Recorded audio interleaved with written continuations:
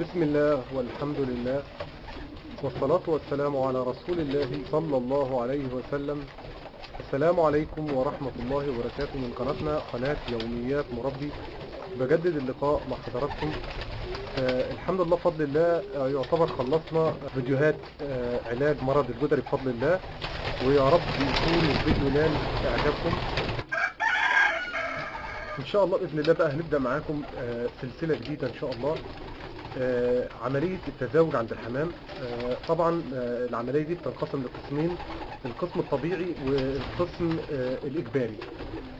ان شاء الله باذن الله هبتدي اشتغل معاكم حلقات وانزل حلقات من قناتنا قناه يوميات مربي.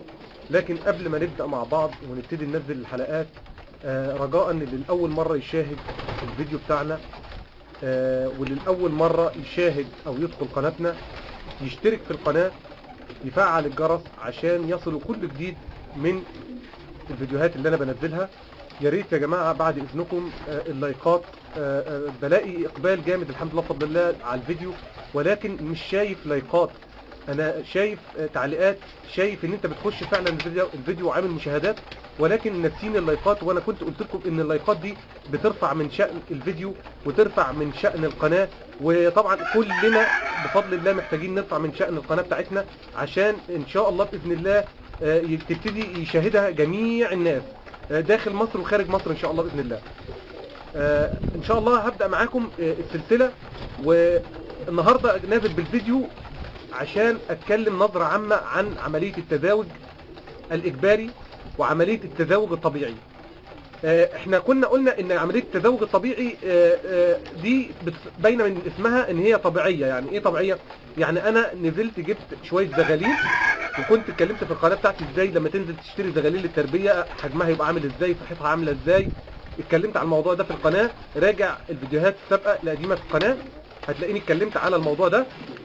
لما بنجيب الزغاليل ونبتدي نربيها وتكبر عندنا، طبعا قلت لكم في خلال 6 شهور ان شاء الله، من 6 ل 7 شهور بالكتير قوي، حسب التغذيه السليمه اللي انت بتقدمها للحمام والخدمه اللي انت بتقدمها للحمام. ان شاء الله باذن الله يبتدي الحمام يبيض عندك. لو انت جايب زغاليل، طبعا قلنا من الصعب جدا التمييز في سن صغير ازاي تعرف الذكر من النتايه، وكنت نزلت لكم فيديو يعني حاجات كده، يعني زي ما بنقول كده اجتهادات. ويعني يعني كنا قلنا ان الفرد الكبير ذكر، الفرد الصغير النتايه، شويه حاجات كده اجتهادات، ولكن مش اكيده 100%، لان صعب فعلا التمييز بين الذكر والنتايه في السن الصغير. لكن انا راجع معاكم وبتكلم ان احنا طلعنا الشبابات، وزي ما انتم شايفين قدام منكم كده في الكادر مثلا، اعتبروا ان دول الحمد لله بفضل الله شبابات وبيبيضوا زي الفل. يعني عدى عليهم ال7 8 شهور اللي احنا بنتكلم عليهم الحمد لله بفضل الله. ولكن انا بتكلم اعتبر هم دول الشبابات اللي انت جبتهم خلاص كده. لو انت سبت الحمام مع بعضه كده بالشكل اللي قدام منك ده، هيبتدي حاجه اسمها تجاوز طبيعي. تجاوز طبيعي يعني ايه؟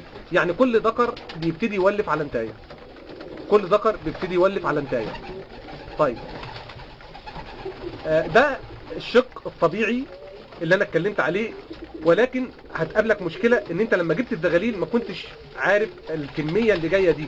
يعني انا جايب مثلا 10 جواز، 20 جوز او 40 جوز، يعني 80 فرد. هل ال 80 فرد عباره عن نصفين 40 ذكر و40 نتايه؟ طبعا شيء مش اكيد، وصعب ان انت تجيب الكميه دي وتلاقي ان الذكوره عدد النتايات. وحتى لو انت جبت الكميه دي كان اكيد حصل ان في حاجات ماتت او حصلت نسبه وفيات عندك، يا ترى من الذكوره او من النتايات. طبعا هتقابلك المشكله دي، ده شيء طبيعي.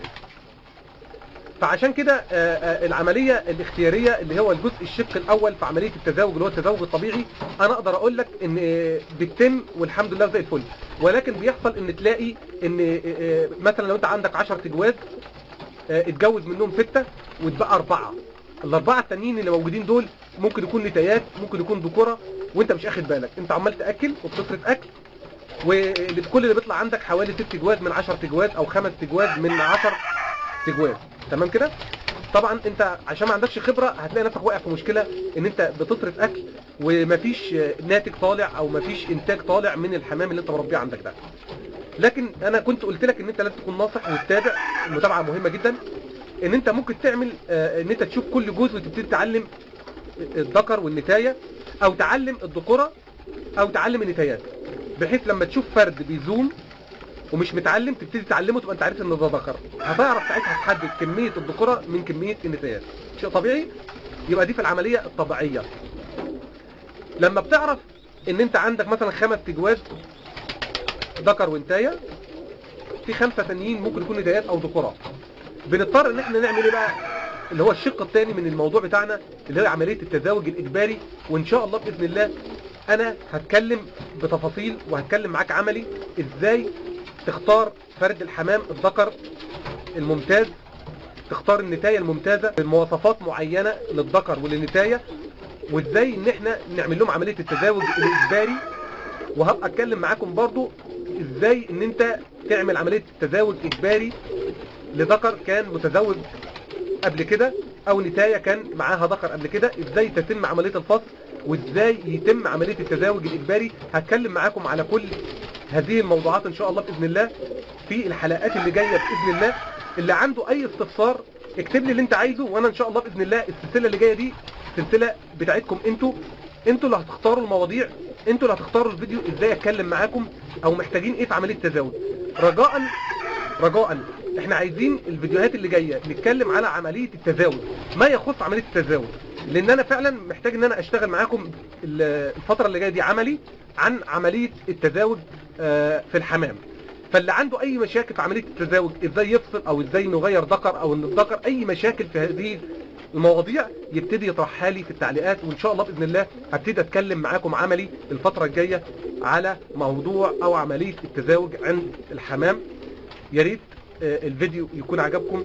ده نظرة عامة على عملية التزاوج. ان شاء الله باذن الله الفيديوهات اللي جاية هنبتدي نشتغل عملي، وانتوا اللي هتكتبوا لي هنشتغل ايه. بس زي ما قلت لكم رجاء احنا بنتكلم في الموضوع عملية تزاوج الحمام، يعني ازاي نجوز الحمام، وازاي نفصل الذكر من النتاية، وازاي نعرض الذكر على النتاية، وازاي لو الذكر لو عنيف اتعامل معاه ازاي واحط له نتايه ازاي نختار احجام الحمام اللي هنجوزها لبعضها اللي هيتم عمليه التزاوج الاجباري بتاعها.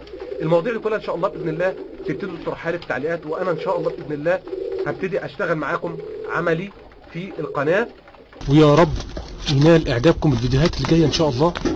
هبتدي انزل فيديو وهتكلم معاكم واشرح واحده واحده كيفيه عمليه التزاوج بين الحمام، وازاي نختار الذكر وازاي نختار النتايه زي ما انا قلت. وان شاء الله باذن الله هسرد لك كل ما يخص عمليه التزاوج خطوه خطوه، وان شاء الله هتبقى عملي زي ما عودتكم في القناه بتاعتنا قناه يوميات مربي، ان انا الفيديو اللي بنزله واشتغل معاكم عملي، وبخاطب الناس المبتدئه اللي لسه لاول مره تشاهد قناتنا والاول مره تربي حمام وحابه ان هي تربي حمام. ان شاء الله باذن الله هتتبع الخطوات اللي موجوده في الفيديو، وان شاء الله باذن الله هتبقى مربي ناجح وغاوي ناجح ان شاء الله باذن الله.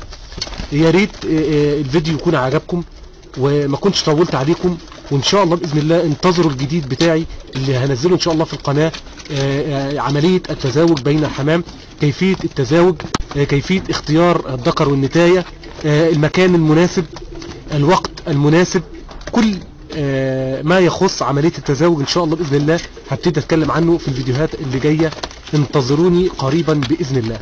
في نهايه الفيديو بتاعنا ما تنسوش دعمكم لقناتنا قناه يوميات مربي. الاشتراك في القناه مهم جدا، تفعيل الجرس مهم جدا عشان يصلك كل اشعار بالفيديوهات اللي انا بنزلها. اللايكات، وديني بتكلم تاني معاكم بقول لكم يا جماعه رجاء اللايكات بترفع من شأن الفيديو، بتعلي من شأن القناه، واحنا محتاجين ان شاء الله ان قناتنا تبقى من القنوات الكبيره في تربيه الحمام، ويشاهدها اللي داخل مصر واللي خارج مصر ان شاء الله باذن الله. والكلام ده مش هيحصل الا باذن الله بيكم باذن الله. ان شاء الله ايديكم في ايديا بحيث ان قناتنا تبقى من القنوات المشهوره عن تربيه الحمام بفضل الله.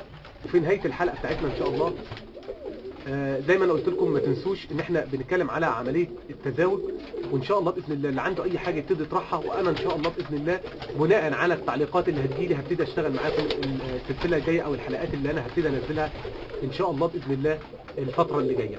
في نهايه الفيديو بتاعنا ما تنسوش دعمكم لقناتنا قناه يوميات مربي. اللي لاول مره يدخل قناتي ويشاهد قناتي يشترك في القناه، يفعل الجرس. تفعيل الجرس مهم جدا عشان يصلك كل جديد من الفيديوهات اللي انا بنزلها.